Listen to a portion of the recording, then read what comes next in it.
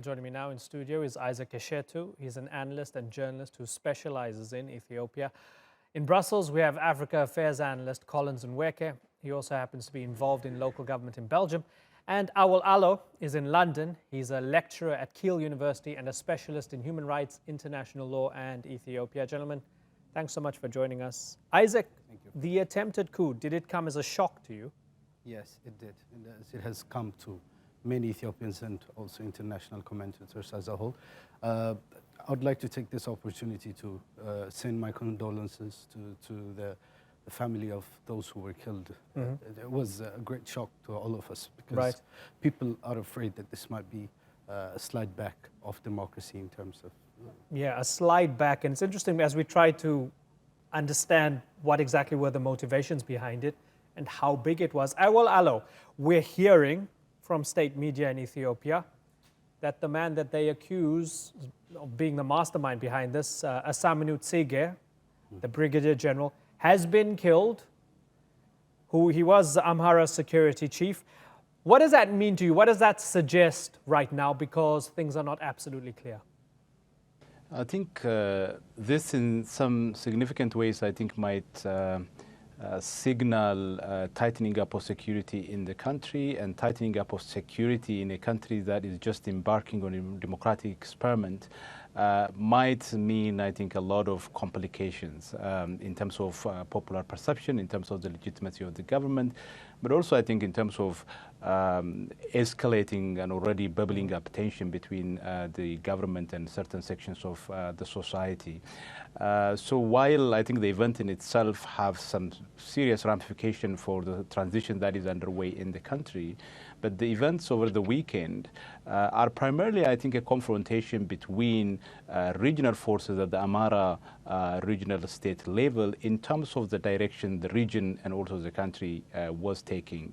Collins, because it happened in Amhara, can we say that this is primarily a regional issue and not necessarily something that might rattle the entire state? It will definitely rattle the entire state, even though there are strong indications that it has a regional tint to it. Now, the fact that it happened in Amhara is indicative of how a regional conflict could actually cause very serious disruption, on national front. Now, let's not forget also that in the region where the Prime Minister comes from, the Oromo ethnic group, they haven't seen quite some calm in the last period. So I believe that ultimately the nature and essentially the how far-reaching the federal structure that is being considered is will determine how much these regional conflicts could be contained and self-determination actually, ruling over all the conflicts. Isaac, something that we had spoken about in the past was we saw the protests among the Oromo people. It ballooned, there was bloodshed. It captured the imagination of the international community. We've seen some protests among ethnic Amhara people. And so this Brigadier General was accused of recruiting ethnic Amhara militias, right, and trying to exploit, I guess, the grievances of a lot of the Amhara people. Just how serious is that issue in the region, and just how big might it be that you might have thousands of Amhara people who are willing to join those militias? Well, I don't think I could say anything like with a definite surety, but at the same time, I think one of the problems in Ethiopian politics seems to be ultra-nationalism, especially the violent one. So I think in the regions, including the Amhara region, I think there are ultra-nationalist elements that have been gaining momentum in the last 3-4 years, and they enjoy some kind of popular support, and at the same time, things might get very complicated from now on, because there are supporters and there are people who support ultra-nationalist movements in the country. So that seems to be one of the biggest challenges in Ethiopia right now. Awol Allo, how close was Abiy Ahmed to losing his job? If we say it's a failed coup attempt, had they succeeded, what would we have seen? I think we're very, very far, actually, from that kind of regional level intrigue and conspiracy to reach the federal level, pass multiple levels of security and threaten the seat of the Prime Minister. I don't think we are there. It's actually not really clear to me what they had in mind when they started something that looks like a coup at the regional level, where in fact they know for sure that the federal government, one way or another, would come in and foil, whether it is a coup or something else that they are attempting.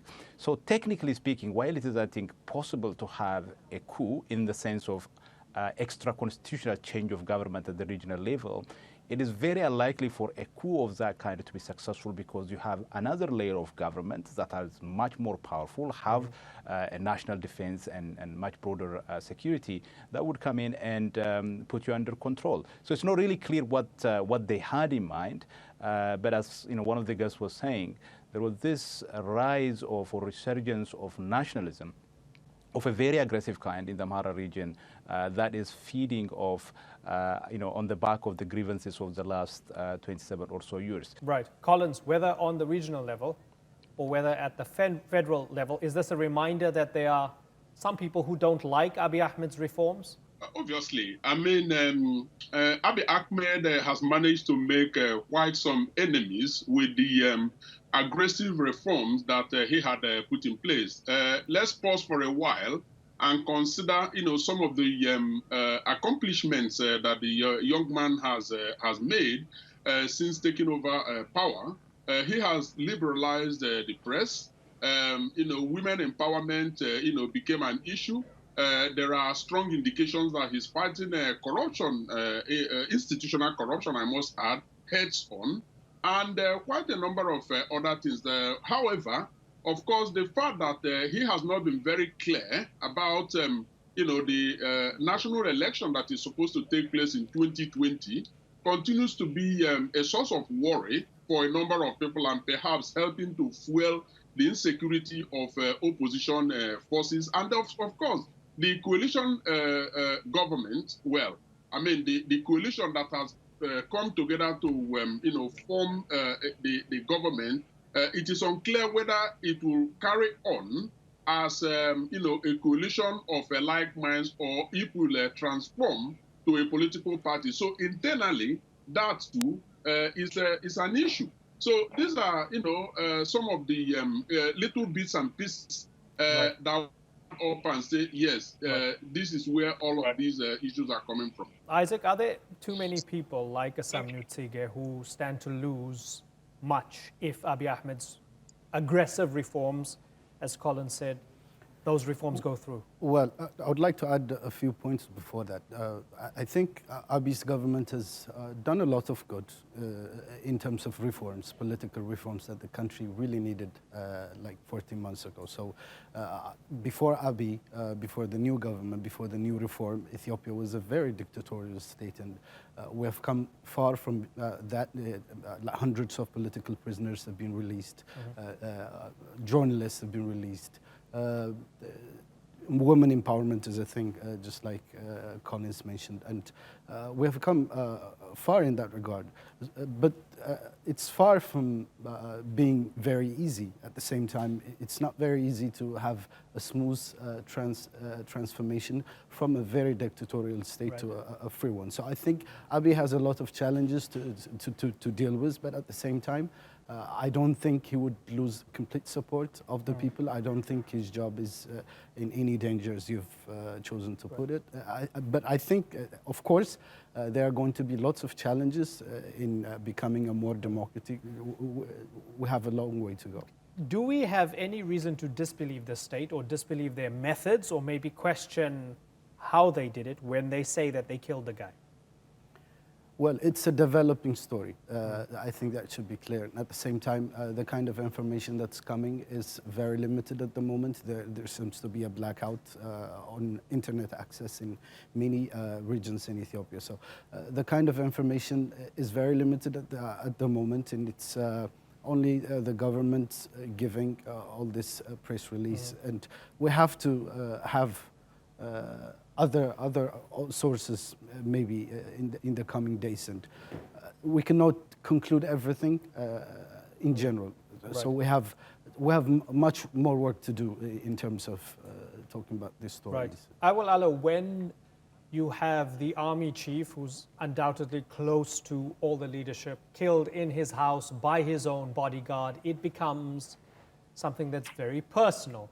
And usually these things lead to witch hunts because you can't trust those people around you.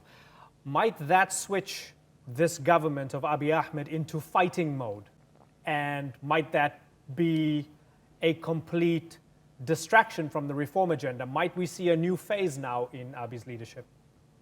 I think there will certainly be a pivot in terms of law and order, in terms of guaranteeing security.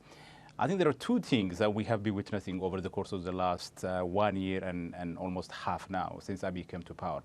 On the one hand, what we saw is a continuously weakening state, a state that used to be extremely authoritarian, very powerful, used violence to deal with the population, suddenly abandoned that powerful instrument and trying to be very, very democratic, accommodative, patient, and allowing democratic exercise.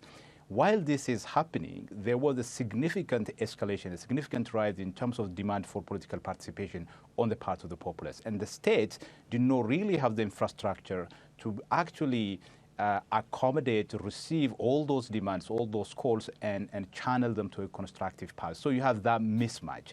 In some areas, the demand for political participation was expressing itself not in democratic terms, but in violent terms. And that's why we have, for example, at the moment, one of the highest number of internally displaced people in the country. So the government has been extremely patient in terms of allowing democratic exercise. The question now is, on the top of the huge amount of problems of insecurity that we had leading to the days of people, now this has gone so far, reaching up to the inner circles of the government. So would the government continue the same path, or would it pivot? I think from what we heard yesterday from some of the regional governments who came out and condemned the attempted coup, that there will be some pivots. And this pivot would mean, particularly in a country like Ethiopia, where most instruments that are used by the government tends to be blunt, that is usually force, or denying people access to certain things, including maybe access to internet, some restriction on media, something along that line would be expected. But I also think that the commitment for reform to get the country over the line is very strong on the part of this administration, and I do hope that they will try their maximum not to shut down spaces for disagreement, for debate, and a dialogue over the nature of this transition that the country has embarked on.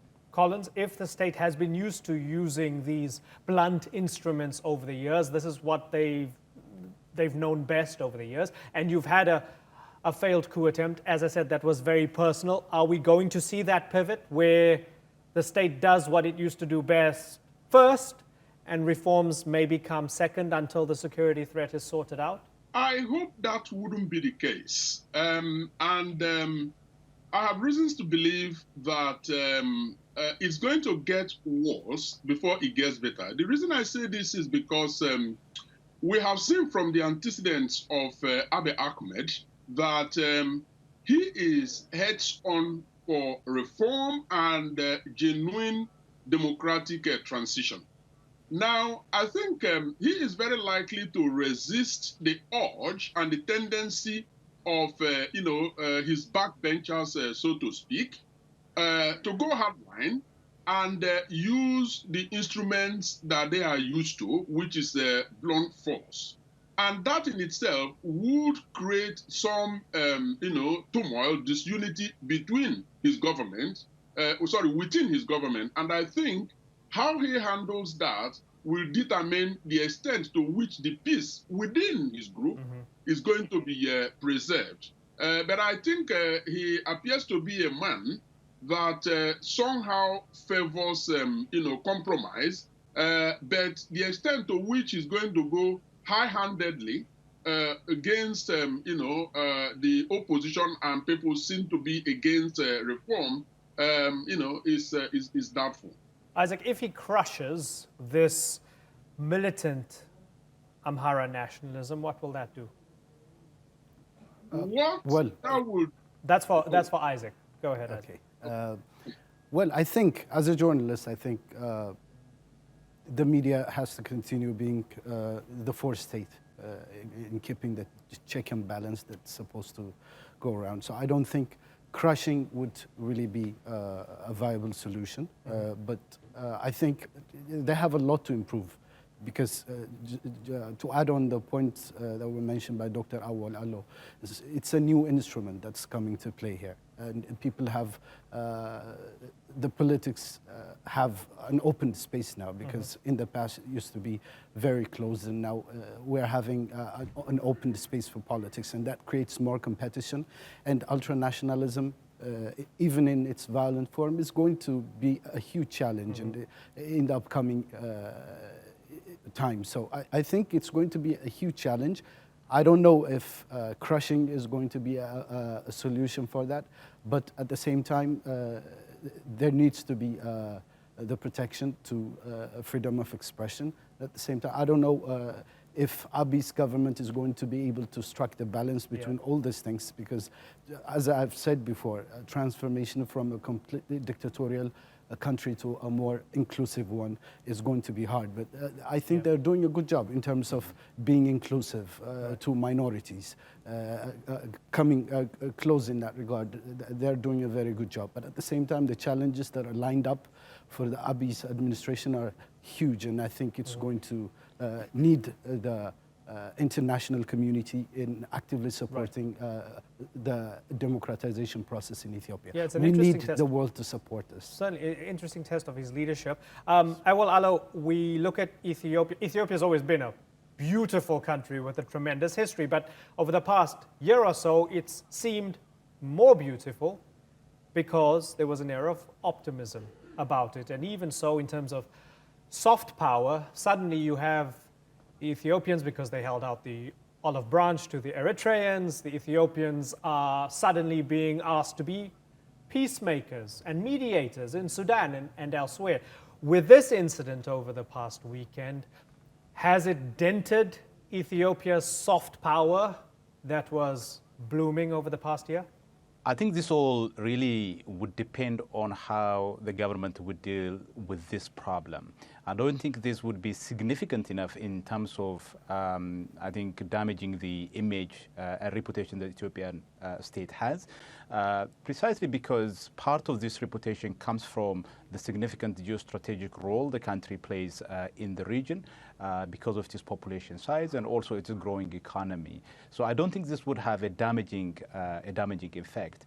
But I think what is really important is that in order for this country to use all the potentials that it has, it is very important that this transition works. It is very important that the various actors in the country set aside their differences and come together around a common vision. One of the key challenges for the Prime Minister is really the question of how to bring together so many different actors who can see their own interests, specifically at the regional level, but don't seem to see what interests they have together as a country. And the challenge is precisely about bringing these different actors together at a time when there is a significant rise of nationalist sentiments, deployment of nationalist rhetorics against one another. One of the striking things over the course of the last 1 year is that Abiy is ethnic Oromo. He comes from the party that represents the Oromo people within the ruling EPRDF coalition. And most nationalist Oromos see Abiy as not nationalist enough. Amhara see him as somebody that is simply working for the interest of the Oromo to marginalize other ethnic groups. Various actors also have their own perspectives.